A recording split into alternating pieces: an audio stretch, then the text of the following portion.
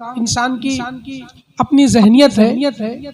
ये मिलाद नबी करीम सल्लल्लाहु अलैहि वसल्लम की मोहब्बत में सजाई गई है और आप लोग अपना कीमती वक्त देकर यहाँ बैठे हैं, वगरना ये टाइम तो ऐसा है मेरे अपने ख्याल के मुताबिक आराम करने का टाइम है। वो एक अलग बात है कि आप चौराहे पे दरवाजों पे बैठे रहो, मोबाइल चलाते रहो, एक दो बजे तक बातें करते रहो, वो आपका अपना मसला है। लेकिन कुरान करीम में अल्लाह जल्ला वाला फरमाता है ना, वजअलना लैला लिबासा, रात जो बनाई है वो सोने के लिए बनाई है। वो रात काहे के लिए? सोने के लिए। ये आपको उसूल दिया गया, वजअलना नहारा माशा, दिन इबादत के लिए और तिजारत काम के लिए। काम करना सुन्नत है, लेकिन हमारे यहाँ इसका अपोजिट होता है, उल्टा होता है कि काम करना हम लोग फर्ज समझते हैं और नमाज को फर्ज नहीं समझते। काम तो करेंगे लेकिन नमाज नहीं पढ़ेंगे। लेकिन अल्लाह ताला हमारी अक्लों से करोड़ों गुना रहमान है, रहीम है कि हम अगर ये हमारी अपनी ज़हनियत है कि काम नहीं करेंगे तो खाना नहीं मिलेगा, सुबह काम पर जाएंगे, जब शाम को घर में खाना बनेगा, ये हमारी अपनी सोच है। लेकिन हम नमाज नहीं पढ़ते, अल्लाह ताला फिर भी अता फरमाता। देने वाली जात तो अल्लाह ही की है ना, ये तो सब मानते हैं ना। कोरोना में कौन सा काम करा था? किस ने काम करा था कोरोना में? एक आदमी हाथ उठाए कि मैंने काम करा था कोरोना? नहीं करा। रिस्क तो फिर भी मिला था ना। कोई ऐसा बंदा है कि जिसने कोरोना में एक हफ्ते फाका किया हो? नहीं किया।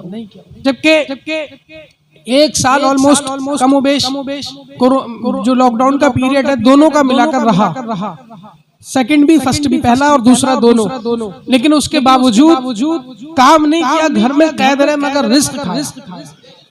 ये अल्लाह की अता है मेरे दोस्तों। अल्लाह ताला आपको नेमतें अता फरमाता है। नबी अलैहि सलाम ने फरमाया अपने बच्चों को 3 बातें सिखाओ। अपने रब की मोहब्बत। क्यों? कि तुम्हारा रब तुम्हें बेहतरीन नेमतें खिलाता है, बेहतरीन नेमतें। अभी मैं समझता हूँ कोई बच्चा कोई बंदा ऐसा नहीं होगा जो भूखा बैठा होगा। अब घर के अगर लोग साहिब खाना के होंगे तो प्रोग्राम के बाद खाएंगे, फाका नहीं करेंगे। भूखा कोई बंदा नहीं होगा। हुजूर ने फरमाया कि तुम्हारा रब तुम्हें बेहतरीन नेमतें खिलाता है, अच्छी नेमतें खिलाता है, इसलिए अपने रब से मोहब्बत करो और मुझसे मोहब्बत करो, इसलिए कि मैं तुम्हारे रब का भी महबूब हूँ। हुजूर अल्लाह के भी महबूब हैं, इसलिए हुजूर से मोहब्बत करो। और हुजूर फरमाते हैं मेरी अहले बैत से इसलिए प्यार करो, मेरे घर वालों से, कि वो मेरे घर वाले हैं, मैं उनसे मोहब्बत करता हूँ, वो मेरे महबूब हैं। तो अपनी औलाद को 3 बातें सिखाओ। मुख्तलिफ रिवायात हैं। एक रिवायत में ये भी फरमाया गया, हुजूर ने फरमाया अपने बच्चों को मेरी अहले बैत की मोहब्बत सिखाओ और कुरान अजीम का इल्म सिखाओ, कुरान की तालीम दो। आज हम कुरान से बहुत दूर हैं। हम कुरान से बहुत दूर हैं। कुरान एक ऐसी किताब है, एक ऐसी अल्लाह की दी हुई नेमत है, एक ऐसा तोहफा है, एक ऐसा जरिया है कि जब बंदा कुरान पर अमल कर ले, कुरान को पढ़ ले, समझ ले, उस पर अमल कर ले, तो दुनियावी जितनी ताकतें हैं वो तमाम ताकतें उसके पीछे हो जाएंगी और वो बंदा अपने वक्त का कलंदर होगा या मर्दे मुजाहिद। ये कुरान का तो इम्तियाज है। आप देखें कुरान की अजमत को अगर समझना है तो आप देखें मेरे आका ने फरमाया अपने आखिरी खुतबात में हुजूर ने कि ऐ लोगों में तुम्हारे दरमियान 2 भारी चीजें छोड़ के जा रहा हूँ, 2 चीजें छोड़ कर जा रहा हूँ। या रसूल अल्लाह क्या? फरमाया जब तक इन्हें पकड़े रहोगे, इन पर गामजन रहोगे, कभी गुमराह नहीं होगे, कभी हलाक नहीं होगे, कभी बर्बाद नहीं होगे। या रसूल अल्लाह अलैहि सलाम वो दोनों चीजें क्या है?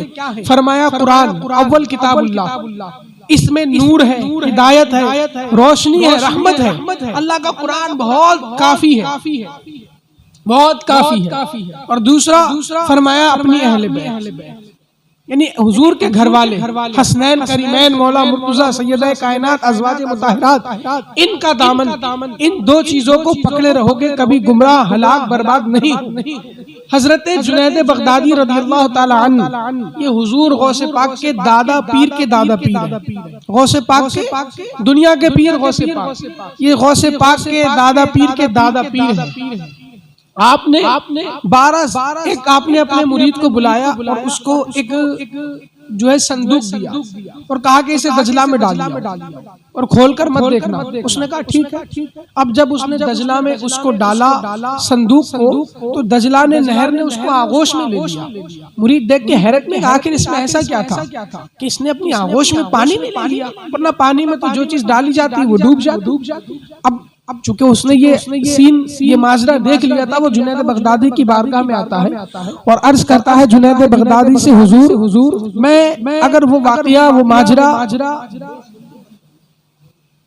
नहीं देखता तो आपसे सवाल नहीं करता। उस संदूक में क्या था कि जैसे ही मैंने उसको दजला में डाला, दजला ने उसे तुरंत कैच कर लिया, आगोश में जैसे माँ अपने बच्चे को लेती है ऐसे ले लिया। मैं वो नहीं देखता, ये माजरा तो मैं नहीं पूछता उसमें क्या है। तो जुनैद बगदादी ने फरमाया तूने देख लिया है इसलिए मैं तुझे बता देता हूँ। मैंने 12 साल की मेहनत से 12 साल की मेहनत से शरीयत पर, तरीक़त, तसव्वुफ, रमूज़ व असरार पर एक किताब लिखी थी 12 साल की मेहनत से। कहा फिर तो कहा 12 साल मैंने उस किताब को लिखने में लगे, फिर 12 साल मैं उसके नोक पलक सवारता रहा, उसके जेर जबर पेश को देखता रहा कि इसका कोई भी अल्फाज, कोई भी लफ्ज, कोई भी वर्ड, कोई भी अल्फाबेट कुरान से, शरीयत से, हदीस से अलग तो नहीं है, उसके खिलाफ तो नहीं है। तो कहा फिर 12 साल मैं ये सोचता रहा कि इस किताब को पब्लिक में भेजूं, शाया करूं, छपवाऊं या नहीं छपवाऊं। 36 साल के बाद जुनैद ने ये फैसला किया कि ए जुनैद, किताबुल्लाह के होते हुए यानी कुरान अजीम के होते हुए तेरी किसी किताब की आवाम को जरूरत नहीं है। कुरान इतना काफी है, इतना शाफी है। तो हुजूर ने फरमाया कि कुरान छोड़ के जा रहा हूँ और अहले बैत, और फिर फरमाया कि कुरान और अहले बैत भी कभी जुदा नहीं होंगे आपस में, ये भी जुदा नहीं होंगे। और फरमाया कि जब तक तुम इन्हें मजबूती से थामे रहोगे, कुरान और अहले बैत को, कभी गुमराह नहीं होगे, कभी हलाक नहीं होगे, कभी बर्बाद नहीं। हमें तो सरकार ने जमानत दी थी कि कुरान को पकड़े रहोगे तो कभी हलाक नहीं होगे, बर्बाद नहीं होगे, गुमराह नहीं होगे, अहले बैत के दामन को पकड़े रहोगे। हम तो फिर 72 फिरकों में बढ़ गए। तो मोहतरम अहिब्बा, हुजूर ने एक शर्त लगाई थी कि कुरान और अहले बैत दोनों को पकड़ना। जो इन दोनों को बैलेंस में रहेगा वो डिसबैलेंस नहीं होगा। अब गुमराह, बर्बाद, हलाक वो हुए जिन्होंने या तो कुरान छोड़ दिया या अहले बैत के दामन को छोड़ दिया। कुरान को मुकम्मल भी न माना या कुरान को माना और अहले बैत के दिलों में, सीनों में बुग़्ज़ पलता रहा, वो गुमराह हुए, हलाक हुए, वो बर्बाद हुए। लेकिन अहले सुन्नत का ये खासा है, ये अल्लाह का फज़्ल और एहसान है कि हमारे एक हाथ में कुरान है और दूसरे हाथ में अहले बैत का दामन है। ये हमारी खुशकिस्मती है। कुरान और अहले बैत के लिए फरमाया कि ये भी आपस में जुदा नहीं होंगे, ये भी जुदा नहीं होंगे। जमाने ने देखा कि हुजूर के सीने के अंदर कुरान है और हुजूर के सीने के ऊपर हुसैन है। सीने के अंदर कुरान है और सीने के ऊपर हुसैन है। ये हुसैन की अजमतें हैं, ये हुसैन की स्पेशलिटीज है, ये हुसैन का तुर्रा इम्तियाज है, ये हुसैन की खासियत है। और जमाने ने फिर देखा, जब कुरान की अजमत बताई तो देखा कि नेज़े की नोक पे हुसैन का सर है और जबान पर कुरान की आयत है। ये कुरान, अहले बैत और कुरान कभी जुदा नहीं। मोहतरम अहिब्बा, इन दो चीजों को पकड़ लीजिए। कुरान का अगर आप कुरान अजीम को पढ़ना नहीं जानते तो मेरे पास आइए, मैं आपको पढ़ाऊंगा।